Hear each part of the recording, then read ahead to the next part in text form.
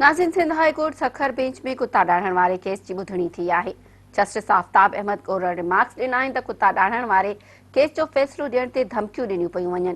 Case जी ॿुधणी दौरान जस्टिस आफ़ताब अहमद गोरड़ चयो त कुत्ता डाढ़ण वारे केस जो फ़ैसिलो ॾियण ते को वज़ीर पघार बंदि करण त को वज़ीर रॉकेट लॉन्चर हणण जूं धमकियूं पियो ॾिए। हुन जो त अंदर जी ॻाल्हियुनि जी ख़बर आहे, उन्हनि जे घर नाॾो गुज़रंदो आहियां, भले लांचर हणी मारे छॾीनि। जस्टिस आफ़ताब अहमद गोरड़ चयो त कुतनि जे डाढ़ण सबबि जेतिरा बि ॿार फ़ौत थिया आहिनि, उन्हनि जो मुआवज़ो सिंध हुकूमत भरींदी। जस्टिस आफ़ताब अहमद गोरड़ चयो त ज़मीनी हक़ीक़तूं साम्हूं रखी कॾहिं कॾहिं फ़ैसिला करणा पवंदा आहिनि।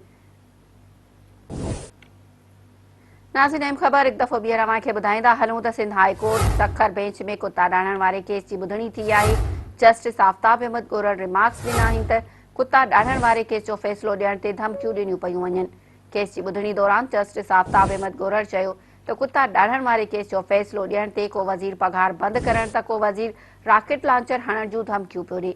हुन जो त अंदर जी ॻाल्हियुनि जी ख़बर आहे, उन्हनि जे घर नाॾो गुज़रंदो आहियां, भले लांचर हणी मारे छॾीनि। जस्टिस आफ़ताब अहमद गोरड़ चयो त कुतनि जे डाढ़ण सबबि जेतिरा बि ॿार फ़ौत थिया आहिनि, उन्हनि जो मुआवज़ो सिंध हुकूमत भरींदी। जस्टिस आफ़ताब अहमद गोरड़ चयो त ज़मीनी हक़ीक़तूं साम्हूं रखी कॾहिं कॾहिं फ़ैसिला करणा पवंदा आहिनि।